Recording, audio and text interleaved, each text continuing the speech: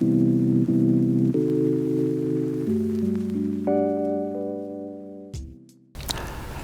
everybody, and welcome back to another postscript.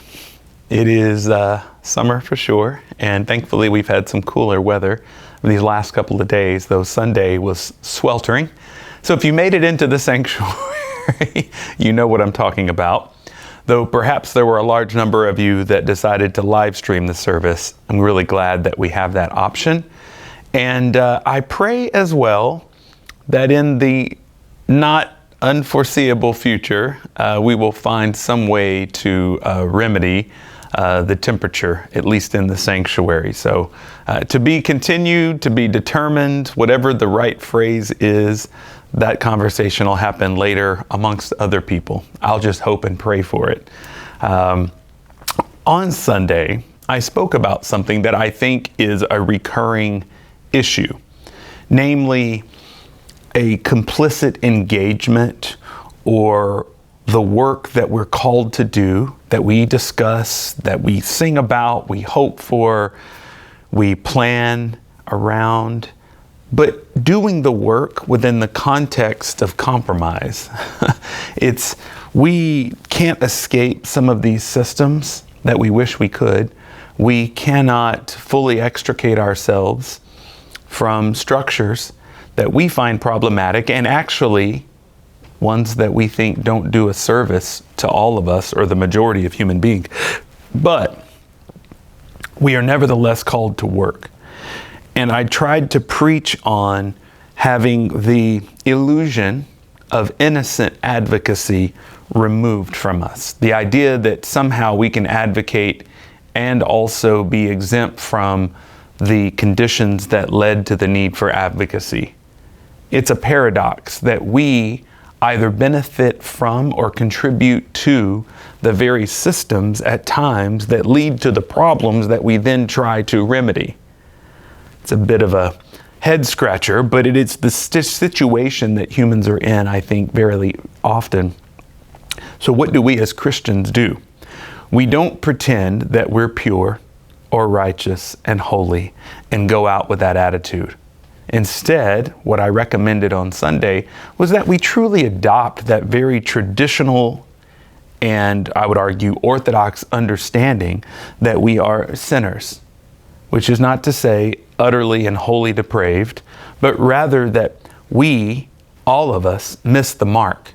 Sometimes, maybe even a lot of the time, but we get up every day and we try to hit the mark. We know that we're not going to hit the mark every time. And because of that, we need grace. We need forgiveness. We need understanding. Now, thankfully, we as people of faith believe that is offered to us. But the responsibility that is placed on us is to then consequently offer that same grace and forgiveness and understanding to other people. I've always been puzzled by the belief that we need grace and the failure to extend grace to others. It seems to me that if I'm the beneficiary of something, I would want others to also be the beneficiary, and I feel a certain burden to offer that same grace and forgiveness to this other person because I know as intimately as anybody else does how much I needed grace when I received it. So that was really the essence of the sermon. One of the thinkers that has influenced my theology and pretty much my entire intellectual disposition in life, Emmanuel Levinas, often wrote about the requirement to engage, to act as one who was already accused, one who was called out for not having responded in a more timely manner. And Levinas also avoids these notions of purity, which often paralyze us, this fear of being contaminated or becoming dirtied, sullied, as it were, right? We want to somehow change the world and look pristine and dress to the nines. And I don't think those two things are entirely compatible. You can dress to the nines, and I have nothing against fashion, right? You can pursue that.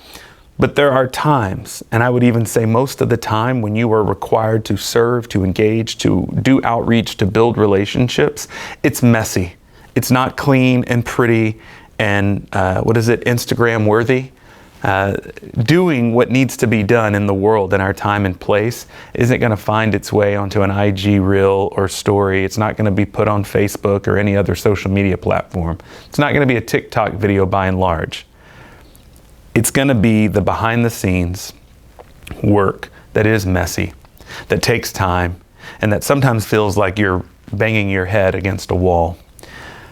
That's the role of faith. We have to trust that despite our failures, that our effort and that our aspiration is going to bear fruit and meet up with God's desire for the world and for our own lives.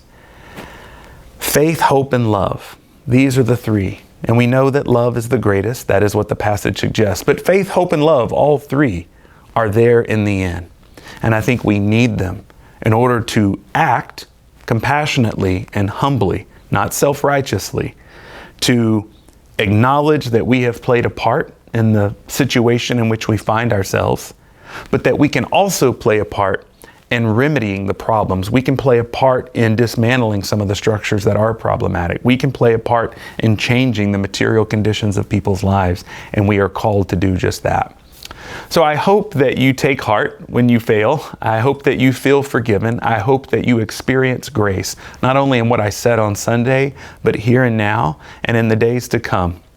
I can assure you, I need it every day, multiple times a day, and I don't know a human being that doesn't. So just because you fail, just because you mess up more than you would have imagined messing up in a given day, doesn't mean that you are nevertheless called to go and do what only you can do. So I encourage you to do that this week. And please join us next Tuesday for another postscript following our July the 13th service. See you then.